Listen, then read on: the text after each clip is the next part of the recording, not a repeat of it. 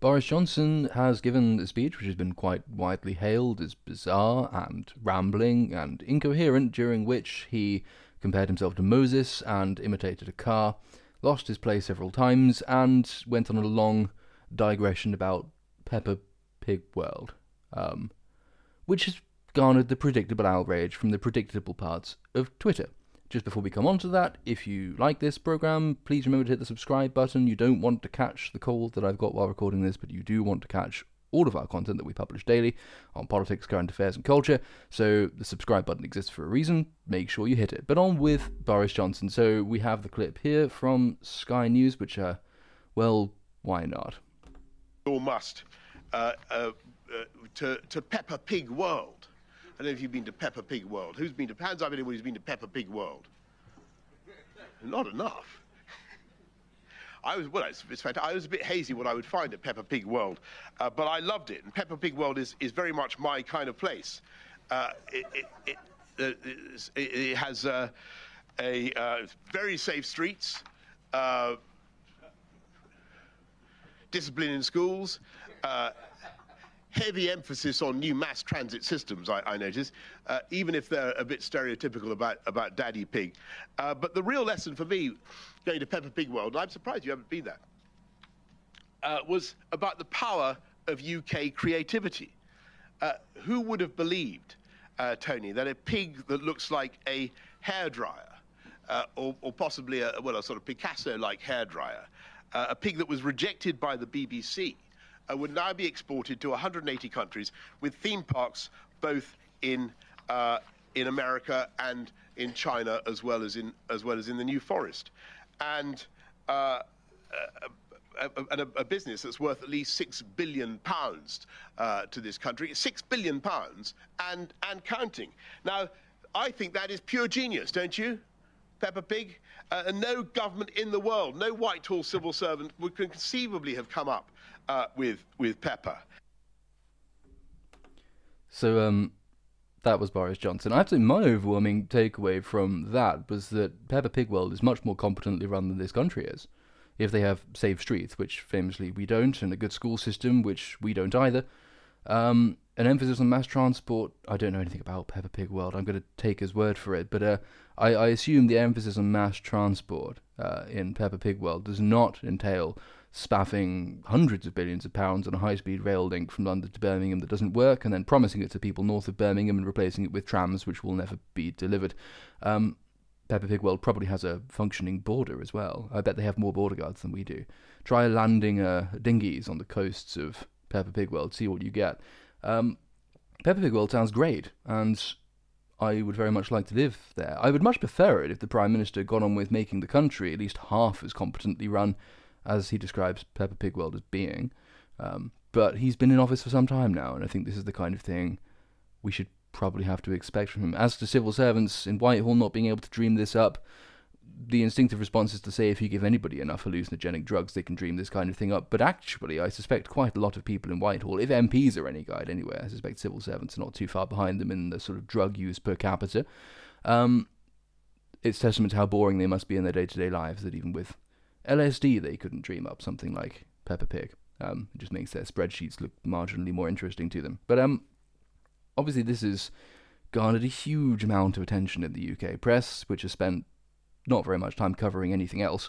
And to be honest, I think this plays very much into Boris Johnson's hands. I don't see the issue with this. I mean, obviously it's bizarre, it's incoherent, it's a bit rambling. It is kind of funny though, and actually I think a lot of people in the country still like that kind of thing. I mean, Boris has done worse. He's been, suspended by his trousers across the River Thames on a zip wire, waving Union Jacks.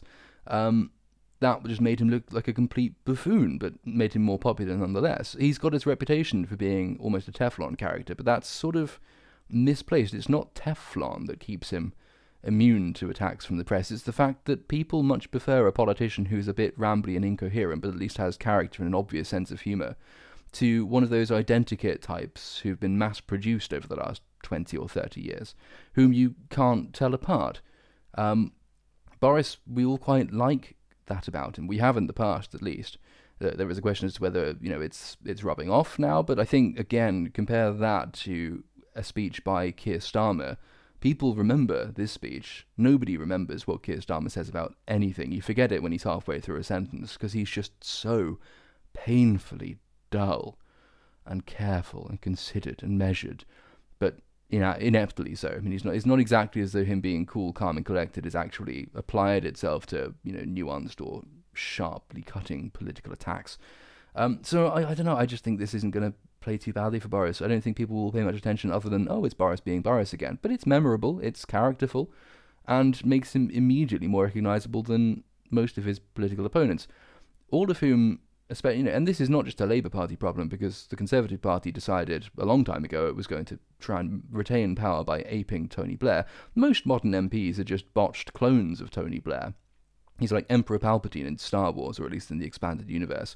He was going to go. He knew he had to go at some point, which is why he carefully filled vats full of clones, none of which were quite as effective as he himself was, but they're all the same. They all do the same hand gestures. They all speak in the same pre-programmed ways. You can't really tell them apart. I mean, can anybody tell me the difference between Chris Bryant, the Labour MP, and Ben Bradshaw, the Conservative MP? I can't. They sound the same. They look the same. They speak in the same way. They have the same inflection, the same body language. None of these people can be told apart. So actually, no, I don't think people are really going to care about this. But another of the reasons that this actually benefits Boris is that New Labour's old media discipline, which used to really pick on attack line and run with it, has completely fallen apart. That's not been in operation for, well, actually, since the dying days of Tony Blair's own administration. Now, it's just this scattergun approach of outrage, which Twitter really contributes to. And so, of course, Boris gives a speech like this, and all of his critics focus in laser-like on his Peppa Pig speech, but they all use it to convey some impression, some idea, some criticism of the government and its handling of the country, but they can't pick one. So it's just used spuriously to attack everything, any particular gripe that any particular voter, any blue tick on Twitter happens to have at that moment, and therefore it loses all of its effects. And this is a time we have to remember when the government is not doing well. There are innumerable issues we could be focusing on, any one of which, if we focused on them properly, if the opposition focused on them properly, would be incredibly damaging to the government, because at the moment it's doing all of the damage to itself. The Labour Party, the opposition parties, aren't exploiting any of these immeasurable F-ups that the government is making on a daily basis. This is at a time when the government is losing its own supporters over immigration and its failure to control the borders. There's the controversial NHS and social care bill that's going through Parliament at the moment. Funnily enough, on the same day Boris Johnson makes this speech, are we talking about that? Are we talking about the fact that the usual Labour figures are making the usual cries about it being the biggest threat to the NHS since last week? No, we're not, because even Labour can't marshal that kind of message discipline, despite them saying it's the next step toward privatisation. We can only wish. The government its handling of the coronavirus pandemic is unpopular on all sides, from the left of the country, who wants everyone to mask up no matter where they are, outdoors, in space, who cares, just wear your masks, wear 2, wear 3 preferably, and from the right, which thinks that vaccine mandates have not been sufficiently ruled out and the attempt to compel booster shots is a bad idea. The general handling of the coronavirus pandemic by this government has alienated people on both sides of the political aisle. But again, no opposition party is making use of this. I mean, you could literally name us any single issue that the government is presently involved with, and you will find that it is doing a terrible, terrible job. But you will also find that the opposition parties are not focusing on any single one of them. They're all going out and doing their own thing. The Labour Party has no message discipline.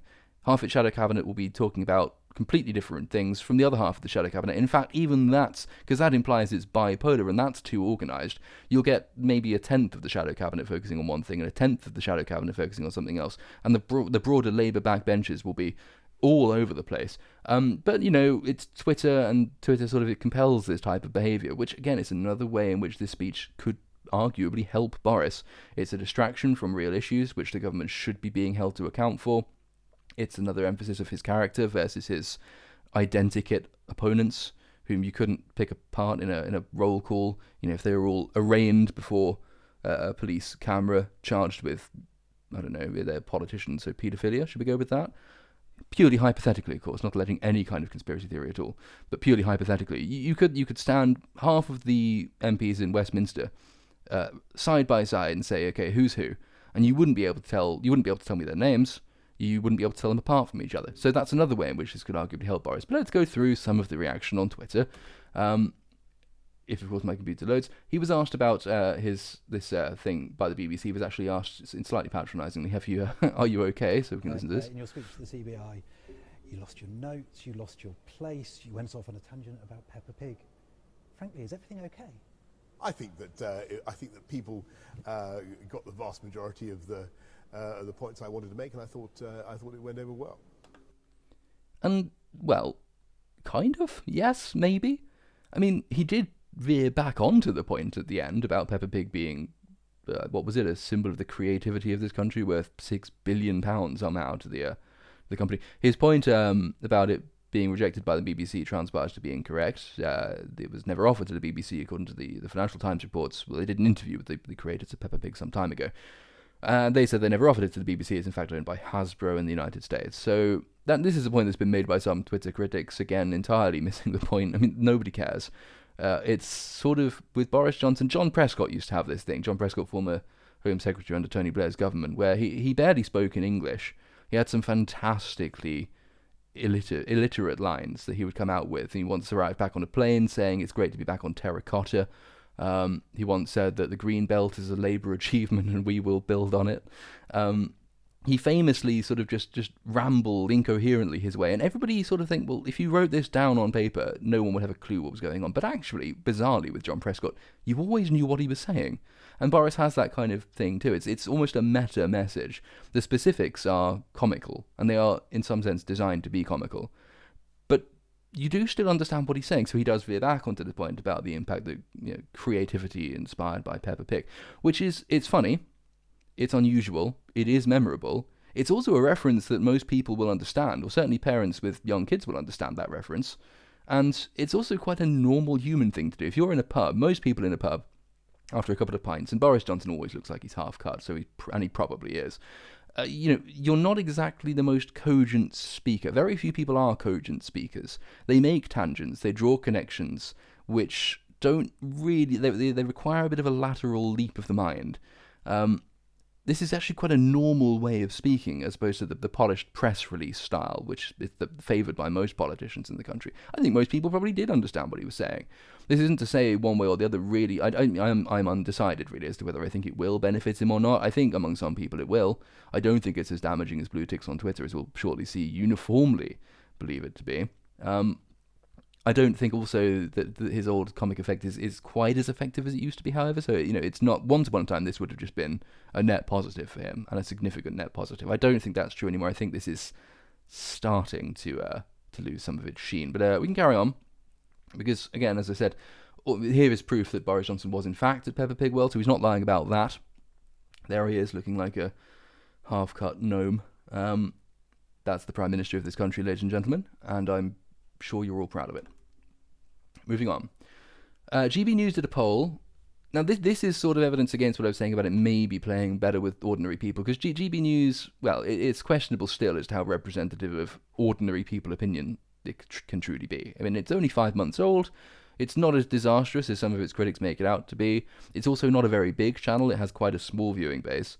But you would think, kind of, the sort of the unnuanced analysis of this would be that the type of person Boris Johnson would ordinarily be appealing to is the kind of person who probably would watch GB News, i.e. they're not really politically tuned in, or at least they've tuned out consciously from outlets like Channel 4 News and the BBC because they don't like the overt political bias of those channels. But they care about sort of their normal Middle Englanders, their North FC types. And as we see here, GB News has put out a poll on Twitter. This is not scientific at all, so don't interpret me as giving more weight to this than I am, because I'm not giving very much weight to it. It is a curio, at least, that a GB News poll should say that the speech was evidence of a shambolic premiership. 71.4% say yes, shambolic number 10. 28.6% going with a slightly Shakespearean formulation of no, it matters not. Curious rhetorical device there. Not sure that's how many GB News viewers actually speak. Even I don't speak like that very often, and I'm insufferably posh. Nevertheless, that's, I suppose, to the extent it's evidence that Sheen has rubbed off with the kind of North FC type who you would expect to be his core constituency, especially in the north of England, from whence North FC, of course, gets its name. But is it really scientific? There have only been 2,500 votes, and it is on Twitter where anybody can vote. So I'm inclined to disregard. But I thought I'd mention that. Moving on, and here we get, this is the press corps in this country, and I think I've got some politicians queued up as well. So Kevin Maguire, is he of the Mirror now? Daily Mirror associate editor, yeah, and he's a columnist in the New Statesman. He is on the further reaches of the far left in this country, and he is professionally glib. So I suppose it's to be expected, but it's also evidence of my point earlier, which is that everybody's focusing on this rather than actual issues. Kevin Maguire, doing his job, should be holding the government to account for something it's doing wrong. But instead, no, here he is focusing on Boris Johnson's silly Peppa Pig speech. Boris Johnson should have stayed in Peppa Pig World, he says, for those who are listening on Spotify. His bizarre performance and speech at the CBI conference will alarm business leaders, Tory MPs and voters. Nurse. Yeah, maybe, or maybe people have more important things to worry about, Kevin, which is probably why they don't read your columns either. Moving on, George Eaton of the New Statesman. Don't recall if he's the one who effectively slandered Roger Scruton before he died. Could be. The New Statesman as a whole did. Don't think he ever apologised for that. Boris Johnson has a point about Peppa Pig, George Eaton writes, and the power of the UK's creative industries. The pity is how much his government has done to damage them.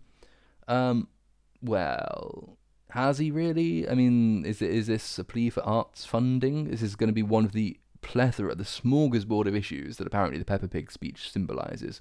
So George Eaton has picked the slightly abstruse damage to the cultural sector here, which again, theatres in London and Lovies being out of work is not very important to the vast majority of people, even in London, never mind in the rest of the country. There are far too many overly qualified, underemployed Lovies about who spout off about things. When you do finally put them on a stage, you wish they weren't on it. I mean, I don't care. I'm invested in some sense in the cultural institutions. I do cultural activities. I play instruments. I play gigs. All for all of that kind of stuff. But again, this is not a line and attack line that is going to play. It's just, what's the point? Moving on. Emma Kennedy always pops up on my timeline, and I've never figured out who she is. She has a blue tick, so I do assume she is a moron. She is allegedly an author, a screenwriter, and celebrity MasterChef champion who is excellent at conkers. Yeah, cool, okay, whatever. Given Peppa Pig's creators are on record saying they never offered the show to the BBC, you have to ask why Boris Johnson put that lie in his speech. Does anyone care? Is this important? Oh my god, of all the lies we can prove Boris Johnson has told, there have been many more significant ones than the origins of Peppa Pig, and whether or not it was ever at some point offered to the BBC. Is it, again, why would you pick this of all the things you could pick? Oh my, he lied about Peppa Pig. I mean, he's lied about a lot of stuff. We still don't know how many children he has, for instance. And again, that's relatively trivial. People who voted Remain would argue that he lied about a lot of stuff to do with Brexit. Most of them are wrong. But nevertheless, there are more serious lies you can allege of Boris Johnson. The lie charge, though, is sort of baked in with Boris Johnson. There's not really much currency to be had. People who think he's a liar, all the people who are likely to think he's a liar, already think he's a liar. The rest of the country either doesn't care very much because they'd rather see action, or they've decided that he isn't, and they're not going to be swayed by celebrity MasterChef champions on Twitter, who write things no one, I think, has ever admitted to having read. They're emoting about lies about Peppa Pig. Does Peppa Pig even care about this? I don't think there'll be an episode. I don't watch it. I wouldn't ever know. Rachel Clark takes another line. So we've had three or four so far. All have taken different attacks on the government using Peppa Pig as a launch pad. Rachel Clark is again a blue tick, who is a palliative care doctor and a writer who loves our NHS. And she says that the cheapest family ticket to Peppa Pig World starts at over £100. Many families could only dream of affording to visit, let alone use that visit to take a gratuitous swipe at the civil service and the BBC, at Boris Johnson. Attempting to cram, and sort of quite efficiently cramming, 3 different taglines into the space of one tweet. Bit of class warfare. Most families can only dream of affording to visit Peppa Pig. Well, maybe quite a lot of families who are inclined to visit Peppa Pig Land are middle class. Maybe that's true. Maybe it's the kind of thing you save up for as a kind of a one-off every year, and you save up all year to go. I've never been there. I don't care about Peppa Pig World, but everyone else now has to care about Peppa Pig World because of Boris Johnson's speech, which, as we said at the beginning, is kind of useful for him. So class warfare, traditionally, I mean, it goes through periods. Sometimes it plays well in this country and sometimes it doesn't. It never should play well, but this country is only 50% sane 50% of the time. Then after that, we've got defence of the civil service, because lovies and blue ticks and middle-class metropolitans on Twitter sort of have come to view that, because they take a really managerial attitude to the running of the country. This really came about in the Brexit vote.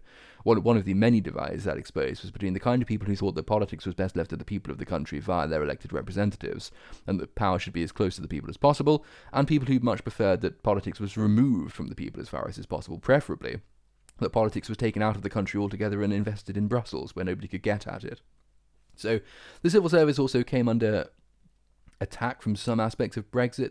The Brexit supporting faction of the country, Dominic Cummings, was very uncomplimentary about the civil service in this country. The only soft spot I have for the civil service is as a result of watching Yes Minister and Yes Prime Minister, but actually the problems Dominic Cummings identified with the civil service are what makes those series so good. And actually, you only end up rooting for the civil service because Humphrey is so charming, but you really shouldn't, because it exists to frustrate, as far as is possible, the elected government of the day from making any substantial changes, which again suits people who don't like the idea that people should be given power over their own lives, like Rachel Clark.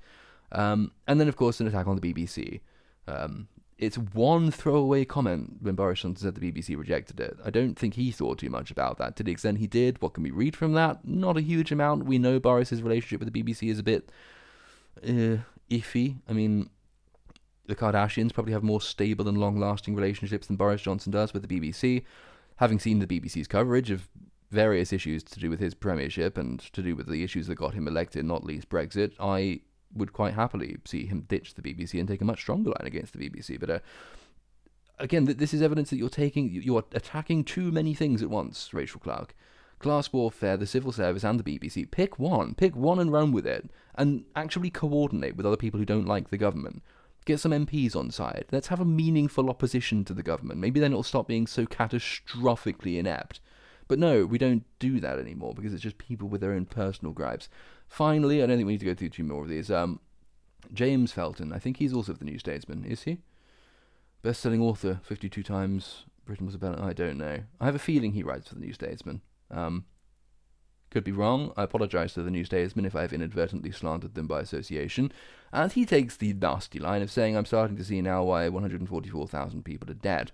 So Boris Johnson going off on a riff about Peppa Pig displays the ineptitude that got 144,000 people killed by a worldwide virus against which we had no vaccines until about a year in, most of which were all people who were not shielded because we went for the national lockdown policies supported by the left as opposed to isolating targeted populations. Generally speaking, though, I just think this is cheap and a bit scummy. You're overtly politicising 144,000 deaths. There are ways of making this point. After the fact, it will always seem a bit like Keir Starmer's Captain Hindsight goggles have been shared around liberally. There are ways of making the point, however. The inquiry will bring a lot of this stuff out. It ought to be handled in a sober manner, and a sensitive manner, and a proper, rigorous, official, procedural manner. Not, I'm going to see how many likes and retweets I can get for this stinging comment on Twitter about the Prime Minister. That's a cheap way of using 144,000 dead lives. But it's sort of characteristic of people on the left is that they are very moralistic when they talk about the rights of minorities, the poor, the working class, the disenfranchised, the vulnerable. They always talk about these in high moralistic terms, but have no problem at all using them as cheap political props to make whatever point it is they happen to be trying to make because they don't like the government of the day. And can't quite get over the fact that Boris Johnson, incompetent, as inept as he is more popular than anyone they can find to lead them, and is more popular than all of the causes they have put together. That's not an endorsement of Boris Johnson, but it is a terrible reflection of the platform the Labour Party has been running on for the last 8, 9, 10, 11, 12, 13, 14, 15, 20 years, and the people they choose to stand for that platform. So, salt from James Felton there. That's pretty much all the ones we had to go through. I mean, The Guardian predictably focuses on this as well, when they should be focusing on much more important issues. No, the Peppa Pig speech. They quote a few different people who are also unhappy with it. Who have we got here? We have someone from the CBI. Tory MPs themselves. Apparently one senior backbencher said it was a mess. Another senior backbencher told The Guardian, "I thought today's performance was the most embarrassing by a Conservative Prime Minister since last week's PMQs. Someone needs to get a grip. He is losing the confidence of the party." I'm going to go out on a limb here and suggest that Conservative cabinet ministers or Conservative backbenchers who are inclined to brief The Guardian are probably not the kind of people who would ever have supported Boris Johnson's campaign for leadership anyway. So, and again, never putting their names to this, this is at a time when MPs are all seized of the need to end online anonymity, but have no problem doing anonymous briefings to newspapers and venting their personal gripes with the Prime Minister. Effectively making use of a privilege denied to the rest of the people. But what's that you say? The politicians want standards for them that they don't apply to the rest of the country? I'm shocked. Jürgen Meyer, vice chair of the Northern Powerhouse Partnership, and a former chief executive of Siemens, told The Guardian it was a failed speech. He said the speech was a massive opportunity after an absence of detail about levelling up in recent months. But, he said, it was a flop, it was a ramble. There was lots of disjointed initiatives, some that obviously had no relevance at all. As a business person passionate about reindustrialising the North, it was just a huge disappointment. Jürgen Meyer is, again, not exactly Boris's biggest fan. He is, I think it's probably fair to say, on the centre-left of British politics, and in some respects is quite old left. I know he spoke very passionately in favour of an industrial strategy during Theresa May's tenure as Prime Minister, and before Theresa May's tenure as Prime Minister. I'm with the Margaret Thatcher's cabinet when they said that the words industrial strategy should not go together at all. It's a signifier of your own political stance if you think that the government is responsible for reindustrialising the North. There are things it can do to reindustrialise the North, and principally speaking, that's to get out of the damn way and lower taxes, which is not something Boris Johnson is inclined to do. Kitty Usher of business leaders group The Institute of Directors said Johnson's speech offered little to inspire confidence and was inappropriate in places. What business leaders want more than anything is a calm and reassuring macroeconomic environment that gives them the confidence to invest for the future. We haven't seen much of that from the reporting of the Prime Minister's speech. Well, no. But I think if that had been what Boris Johnson had said, and if that had been the language he'd used when he'd said it, it would have been so boring the papers wouldn't have covered it. Again, I'm with people who say that ideally you would have a Prime Minister who exudes competence. And more than exudes it, practices it. I don't think we have either. But nevertheless, it's a really tame attack line. It's not going to carry much weight. Most people are turned off by talk of macroeconomic environments. I suspect quite a lot of business people are turned off by that as well, though they have to pretend not to be. But that's why LinkedIn exists, is for professional people to pretend that they have no character whatsoever. Two other business figures who were in the audience for the speech said they were surprised by Johnson's promotion of Peppa Pig World, which is located more than 300 miles from the port of Tyne where the speech was held. Who cares? No one cares. It was interesting that he asked a group of business leaders in the northeast if they had travelled 6 hours down the road to Peppa Pig World and then talk about levelling up, said Michael Stirrup, chief executive of IT consultancy Waterstones. Not Waterstones, Waterstones. It shows a bit of lack of understanding, I think, he said. I wasn't expecting a Peppa Pig reference, said Neil Whittaker, director of marketing and communications at national training firm Learning Curve Group. He seemed to lose his way quite a bit. The GMB union described the speech as hogwash. Trade union attacks Conservative Prime Minister again. I'm bowled over by the sheer shockingness of it. And Labour called it shambolic. Much shocks there. Proof of how unseriously Johnson takes business. The Shadow Chancellor Rachel Reeves commented, no one was laughing because the joke's not funny anymore. Actually, if you go back to the clip, you can hear people laughing. So that's a misspeak by Rachel Reeves. That might even rise to the level of a lie. But again, no one cares. The only other thing on which I'll close, the only other way in which, it's sort of a corollary of the things I mentioned earlier about the ways in which this benefits Boris Johnson. I did say that it gives him a sense of personality lacking from his opponents, and Rachel Reeves certainly counts as somebody with a severe personality deficit. but also it portrays his critics as being sour, humourless, boring sops, because it's relatively light-hearted, and then you get the Labour Party coming and doing its usual doom and gloom thing. And doom and gloom does not actually win elections. I know this comes as a surprise to seasoned political strategists and analysts, but doom and gloom doesn't generally win elections. Anger sometimes does. But doom and gloom, which can so often be interpreted and easily be misinterpreted or reinterpreted by Conservative Party messages as talking down the country, doesn't work. It's just dull. It's sour. And the Labour Party has this reputation for being dull and sour and talking down the country. So, we've had a lot of Twitter people opining on Peppa Pig World thanks to a speech by the Prime Minister in which he said it was an example of levelling up which should be extended to the north of England. And that is par for the course for British politics in the 21st century.